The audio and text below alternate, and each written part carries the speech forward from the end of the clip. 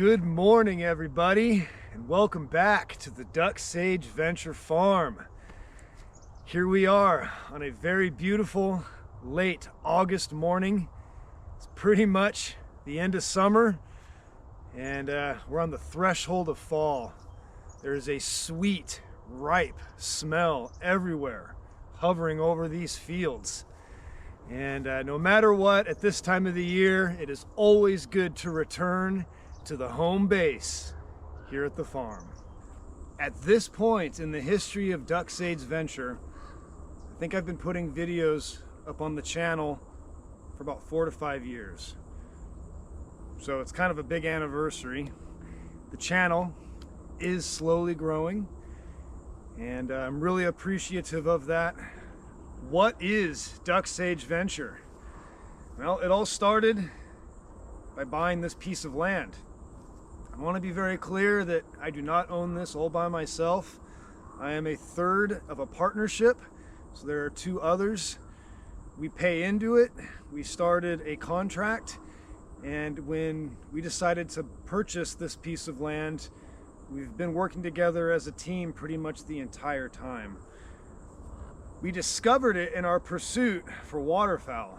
It's a common strategy to drive around, scouting, looking at all the fields in your area, and then knocking on doors and asking for permission to hunt. And that's how this started. We knocked on the front door of that house up there, me and my friend, and the old man that answered the door told us that we could not hunt it, but if we had $500,000 we could buy it. And it seemed so insurmountable at the time, and we left and came back again a year later, found that the land was still for sale. We knocked on the door and asked. He gave us pretty much the same answer. You can't hunt it, but you can buy it. And my friend's dad happens to be really involved in real estate and land and sale purchases, so we got him involved. We wrote up a contract, we presented it to Don, and long story short, we ended up purchasing the land. We let Don continue to live here, and he's going to spend the rest of his life here, pretty much rent-free forever. So that was a huge part of the deal, and we're really glad that that worked out for everyone. And we had to come up with a name for ourselves, so we came up with the name DuckSage Venture. And there's a lot of multiple meanings in DuckSage Venture. First, duck, which is the animal that we love, and we love to hunt, we love to eat, we love to take care of, provide the land for conservation in spring and summer habitat. We love ducks. So that kind of represents the wildness that is behind this place. And then sage.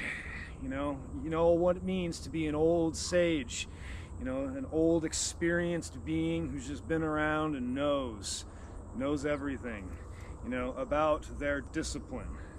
And so I think I've been duck hunting for close to 30 years now, and I've always, since I got involved in the sport, wanted to be just the best that I could be at it and continue to grow. So it's like being a Jedi Knight, of your discipline, of whatever you do, and you just know when to be there, what time, and it all lines up together in complete success.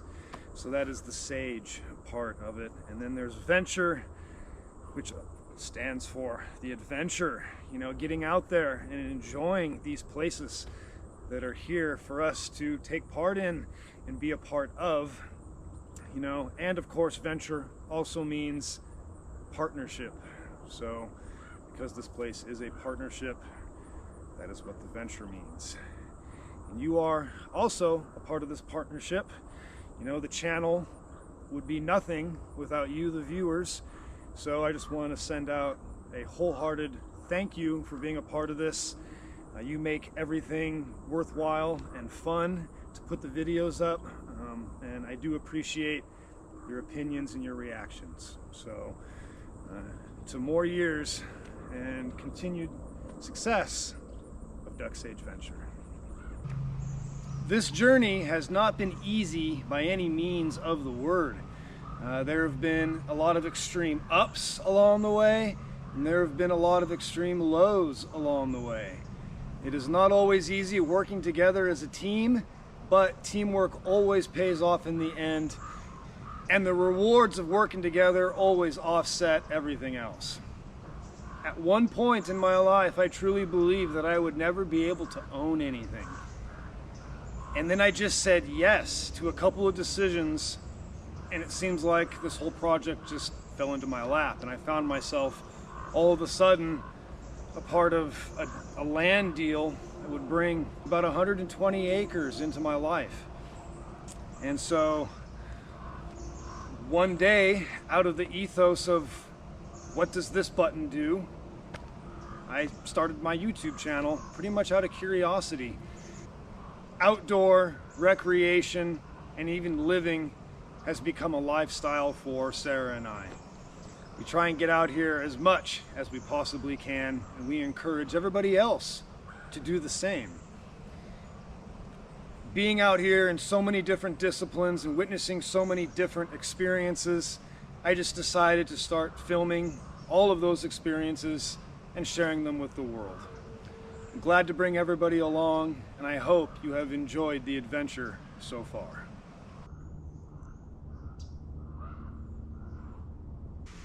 This channel originally started as a duck hunting channel, and my first feature-length video was a duck hunting video out here on the Washington coast. But as it has grown, I have included lots of different outdoor disciplines. And I like that this channel brings together people from the hunting world, the backpacking and hiking world, and the climbing world, all together, separate, but also unified in a common cause. And that is our love for the great outdoors. And with that love comes our responsibility to make sure that it's always available for generations to come. I want this channel to be a place that unifies people in the outdoor experience.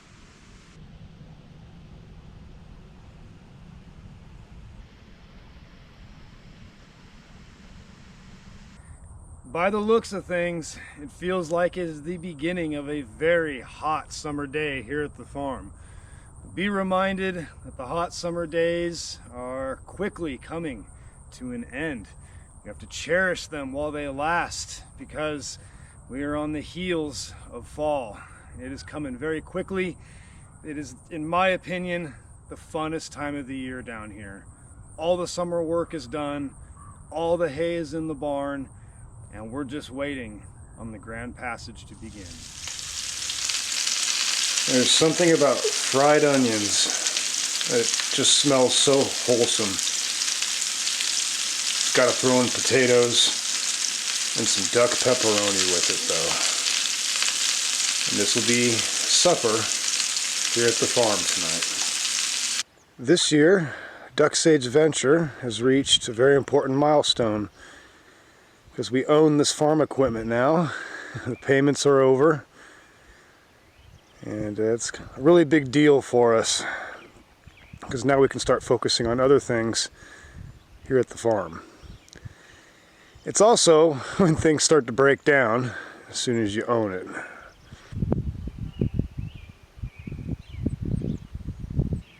For a mid-July day, it was definitely quite cool. It actually rained yesterday. Today it didn't get above mid-70s. I have cut this field. It sat for a day and dried. It sat for a day in the rain. And it dried off by this morning, and so I raked it. And tomorrow it will be baled. Some of it sold and some of it put in the barn. Trying to get the hay done a little quickly this year. It is not my favorite season because it overlaps with backpacking and climbing. But it has to be done. And there are joys of this time of the year out here in the farm field.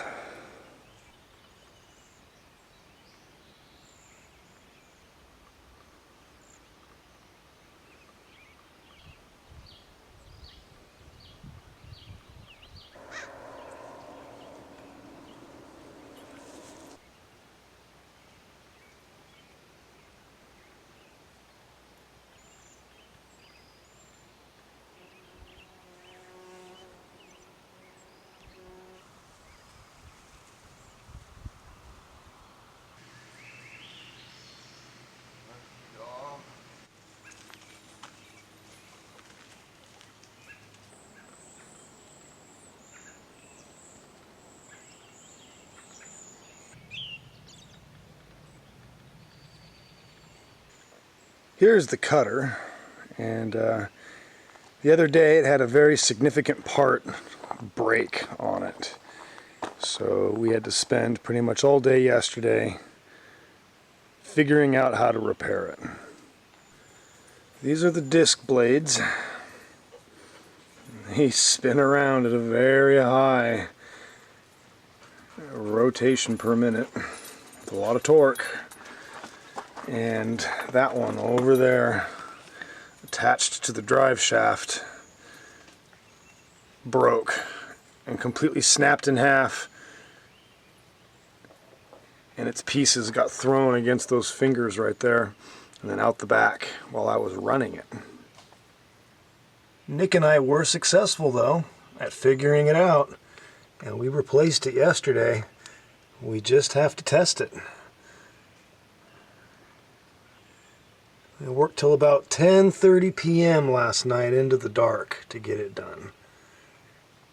And there's the drive shaft right there. It really wasn't as hard as we thought it was going to be. This is the broken disc. You can see how the metal completely cracked. We figure it was an old brake because that crack there is rusted, and you can see the fresh brakes there. Don't really know what caused it, but can't keep cutting until that got taken care of. Bees nests again. Up in that hole we discovered a bee's nest, and one of them stung Nick in the eyebrow as he was being swarmed by a bunch of them when we got all this equipment fired up a couple days ago.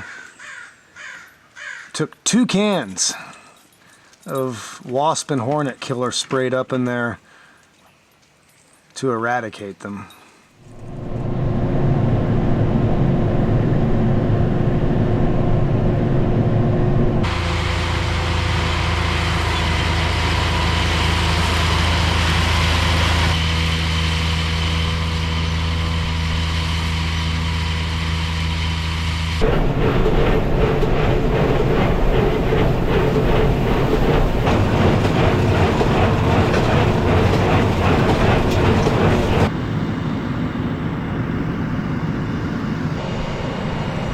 Just about done with the baler.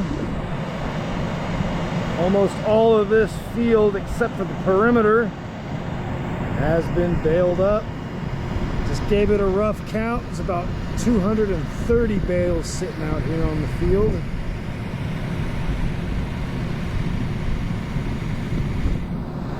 Now all the fun begins, picking them up. Good thing most of it is done with machinery.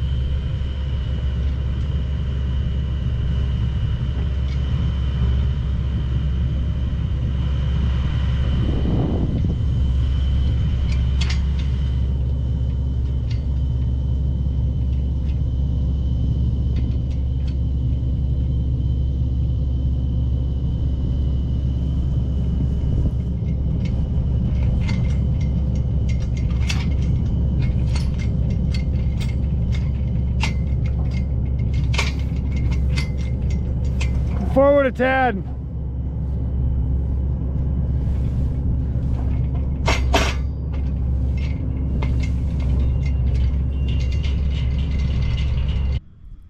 Here's a full load of 90 bales. This stuff is what we put up for our cows. Won't be selling this. It has a lot of different types of grasses in it. It's more of a mixture. The cattle eat it right up.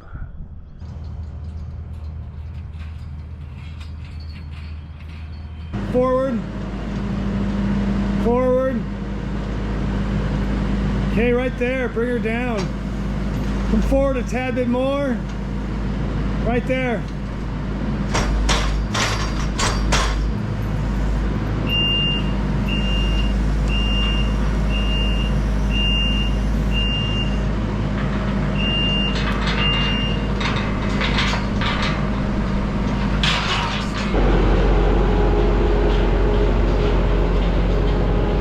That is the last load of the hay season. This stack here, get the cows through the 2025-2026 winter. And this stack here is a bit more better quality grass that we can sell to people with horses or cows.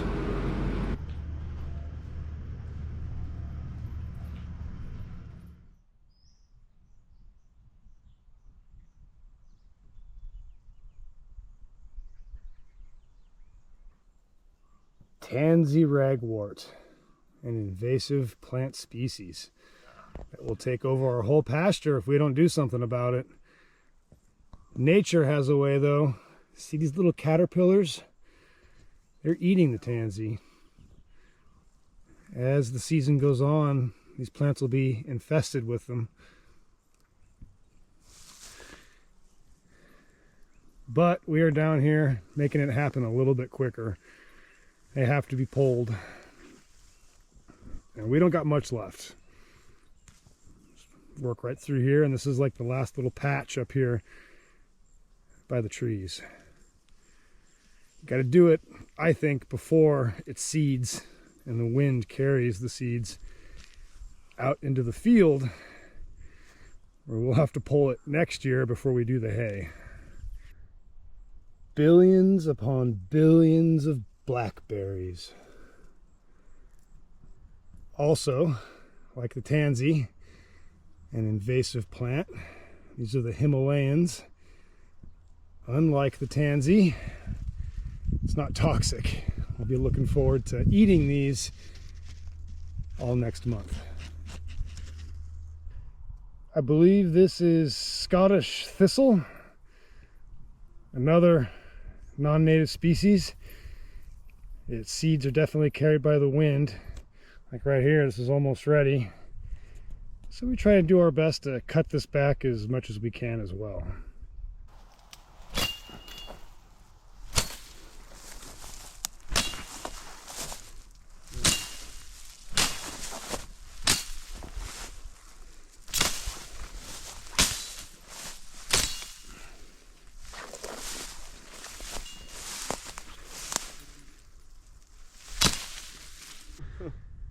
And there we have it.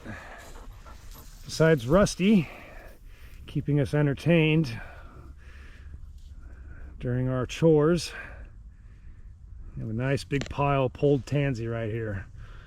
And all the thistle has been knocked down in this little area.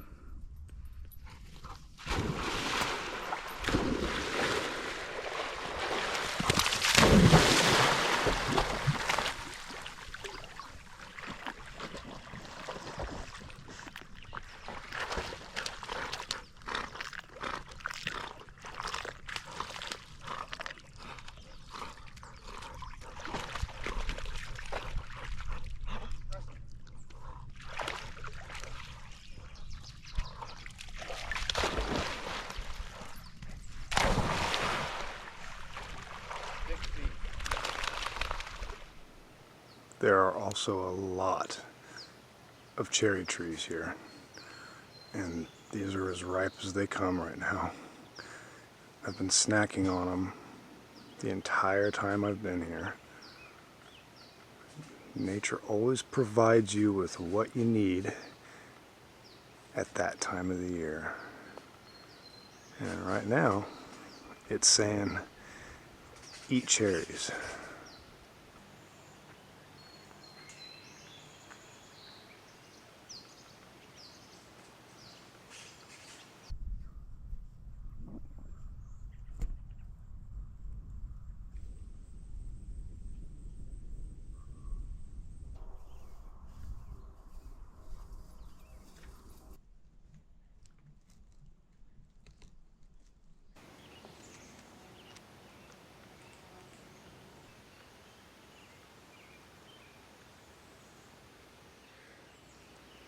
For the most part, the farm's a relatively safe place. But there is one grave danger lurking in the summertime around here. Look at this right here. Look at the size of that nest. I don't know if they're yellow jackets or wasps or the black ones with the white stripes. But all that represents right there is a mountain of pain. And I didn't even notice it until I was kind of standing there along that old fence line.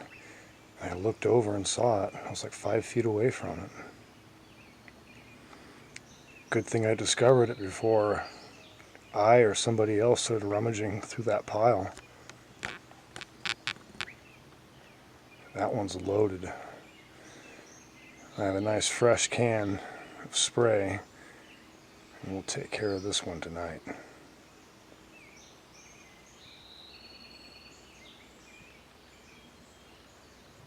During the summer months, you really got to be vigilant in keeping an eye out for nests. They are lurking all over the place on this property. There's lots of places for them to make these paper nests inside of things and outside of things.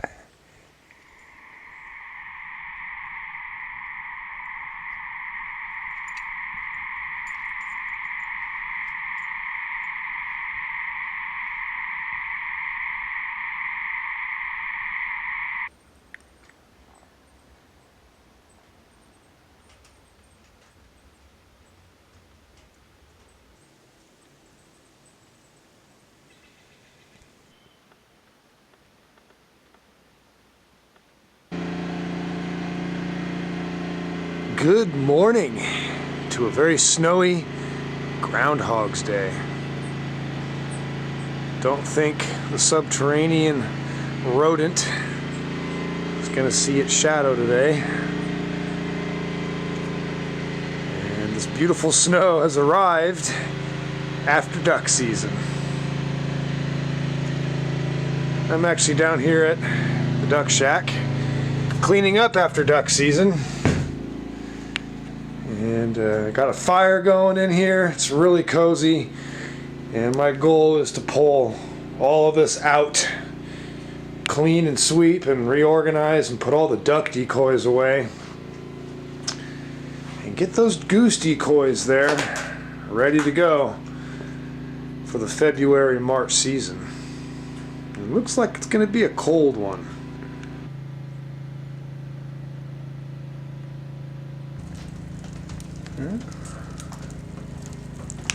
All the duck decoys are organized and put away. I got a bag of ones to be repaired. All of these still need to be washed and painted. We'll take care of that later in the year.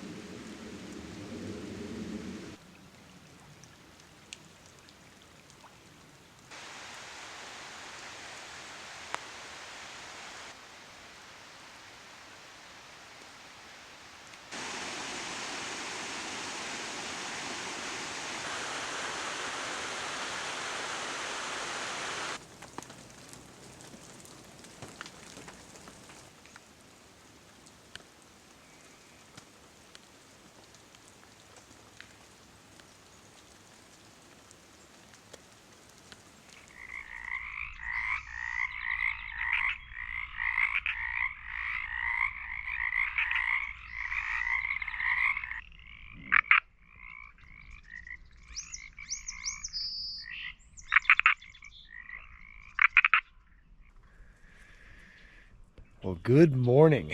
It's a Sunday, February the 23rd, 2025. I'm trying to bag a Canada goose here at the farm. There are 2 weekends left that we can officially hunt Canada geese as we transition from winter to spring. Here are the state of affairs at the farm as we enter the last official week of meteorological winter.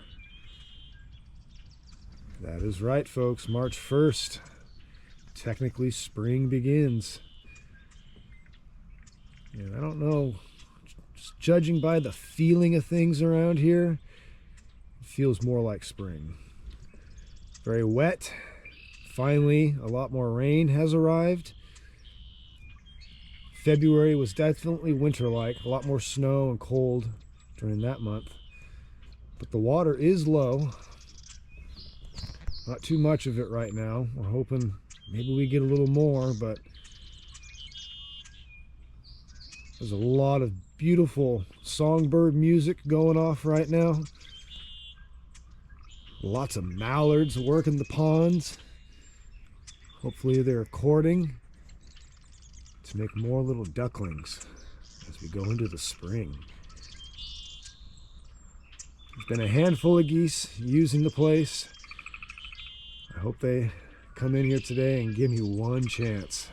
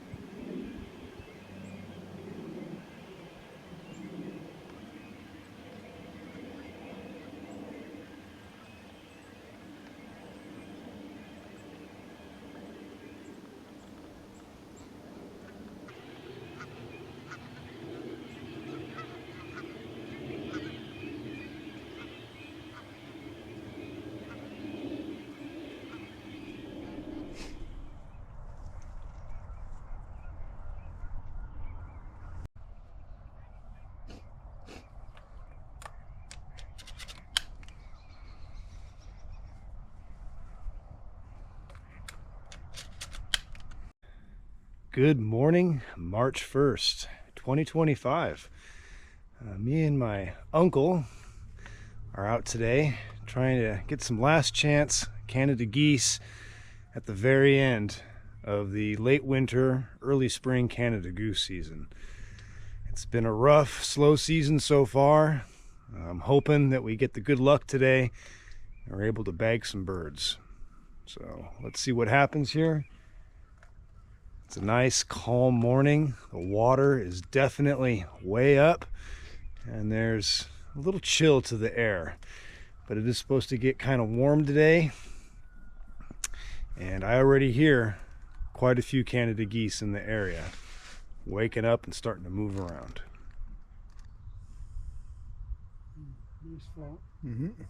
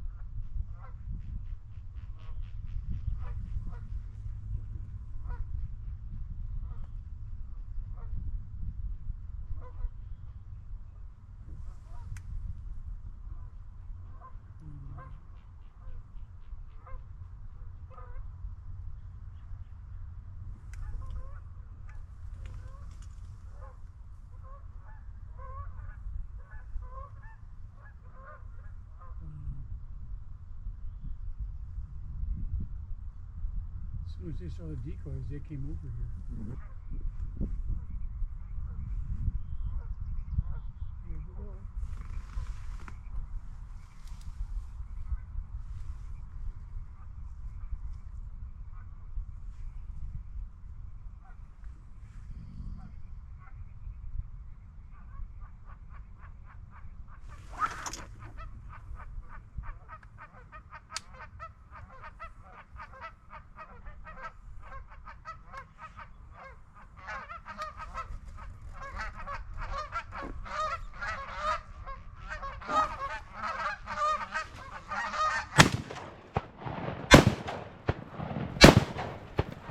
Nice shot, Greg.